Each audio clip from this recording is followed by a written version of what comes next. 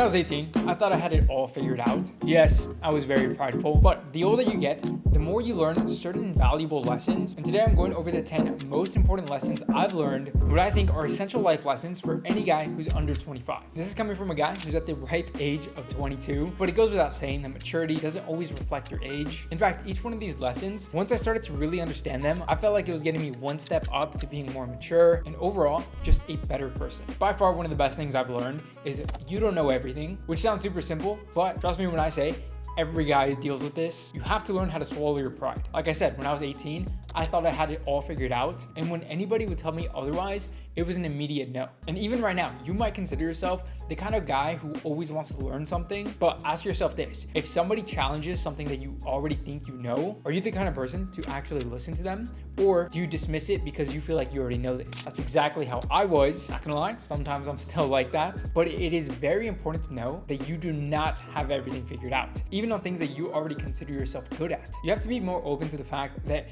even at your stages, despite you thinking that you're so smart, you're still a beginner. There's still so much to learn. You will never become a master of something, because as soon as you have the mindset that you already mastered something, you are going to be closed-minded and you are not going to want to learn anything new about that. This was hitting me so much, down to the point where I got it tattooed on my leg. I got "Ego is the Enemy" from the book from Ryan Holiday. If that doesn't show how much I value this lesson, I don't know what will. The next tip I can give to any guy is patience.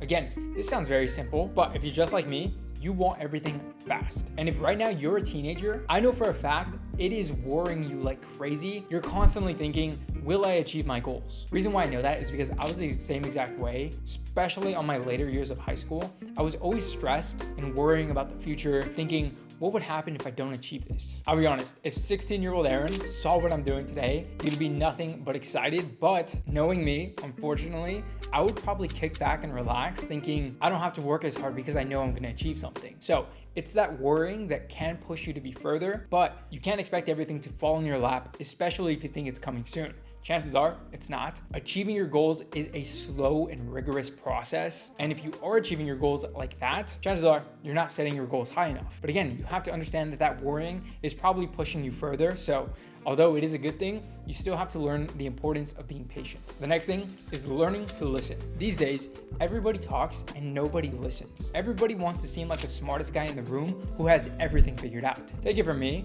I've learned so much from having conversations with people, but they were real conversations. And thing is, everything that they told me, I was actually listening and thinking of ways to implement them in my own life. Not gonna lie, I've sat down with very successful people, down to the point where it was intimidating to even talk to them. I asked questions because, again, I'm not too prideful to think that I know everything. And two, when they told me their answers, I took it in, I genuinely heard them out. And lots of these small conversations have genuinely changed my life. Which brings me on to the next point. You have to learn how to communicate better. Notice I didn't say talk better, talk more. Communicating is way more valuable than talking, especially in conversations. These days, everybody's just waiting for their turn to speak. Usually it's because they just want to stroke their own ego by giving advice that they think is absolutely fantastic. But if you're able to sit down and have a good conversation, communicate your values and beliefs, then hear the other person out, I think that leaves a lot of room to grow and learn a ton. I think one great example I can give about this is if you want to build an audience online, you're not just going to be talking to people. You have to communicate what you know or your beliefs to a full-on audience. And I really think it's these little differences that really make you an overall better guy. Because there's plenty of people that would hear this advice and think that it's terrible advice because I'm saying the same things. But that's exactly my point. When I was younger, if somebody told me that I have to communicate rather than just speak, I probably wouldn't have listened. So if there's one actionable step for this advice is whenever you're talking to somebody, be in the conversation. Don't think about what you're going to say next. And if anything, learn to live in the present. All right, the next piece of advice is learning the difference between being alone and lonely. I'm recording this in October 2025, which means it has been 1 full year since I've lived by myself.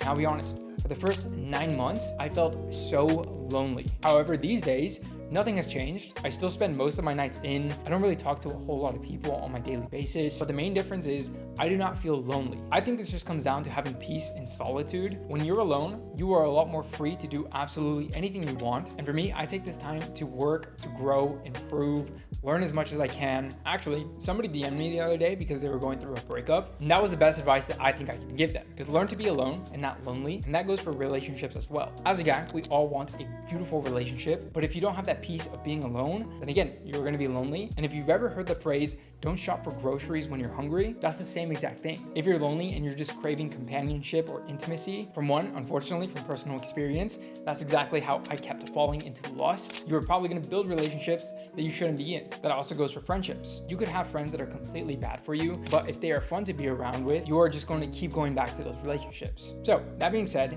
the next piece of advice I can give you is putting yourself in uncomfortable positions. I'm not gonna lie, I hate to admit this, but I took a few steps backwards recently. Last year, I would always force myself to be in uncomfortable positions, especially in social settings. And I became really good at striking up conversations with strangers. Today, I'm not so good at it. I spent too long being comfortable by myself in my solitude, down to the point where I went out, tried to enjoy things by myself, and for some reason, insecurities were starting to creep in. I tried talking to somebody, but I couldn't hold eye contact. The tonality in my voice clearly showed that I was nervous. Again, that is a huge step backwards. But it did really prove to me the fact that if you stay comfortable for too long, not only will you plateau in self-improvement, but also you could start taking steps backwards as well. Now that I had this big epiphany, lately I've been making it more of a point to go out, talk to people, strike up conversations, just doing things that I'm uncomfortable with. Which brings me on to my next lesson, which is sometimes you have to restart. Restarting can honestly be the most refreshing thing. But if you're too prideful to go back to the basics and go back to square one, you are never gonna progress anywhere. In fact, I would say sometimes you do have to take 2 steps backwards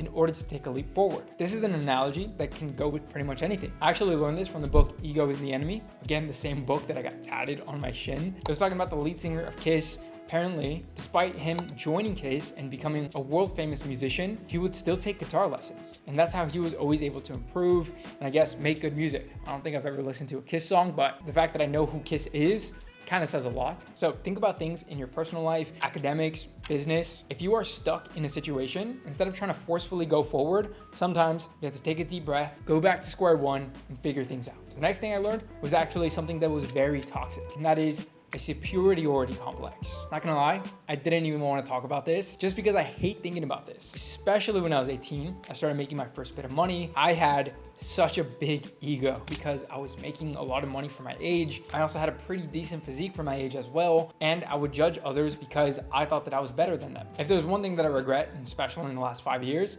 it's that one. It is such a terrible way of thinking. In fact, life felt so weird at that time just because I kept doing things that I knew I wasn't supposed to, I knew were toxic, and I really do think that me having that superiority complex in the first place just came down to coping. I was really insecure with myself. I was actually thinking about this the other day. At that point in time, I remember just driving by myself and it hit me that I did not like the person that I was becoming. I wish I could say from that point on, I changed everything up, but it was a slow process. Life does feel significantly better nowadays, and I do think a huge reason for that because I dropped that superiority complex. I'll be honest, it's just so crazy that I'm talking about this in a video. Again, didn't want to. Next thing is being a man of your word. I think one of the things that gives me the most confidence is I did everything that I said I was going to. That alone gives you the biggest confidence boost because you know you are going to get things done. But I will say, don't limit this just to your success. If you make promises to other people, do your absolute best to hold those promises to your commitments in relationships, in business, your personal life, absolutely everything. Be a man of your word and life will feel so much better. Not gonna lie, felt very vulnerable in this video, but like I said earlier, life feels so much better. But if you want to see a video about life skills that have improved my life as well, then here's a video to show you exactly that.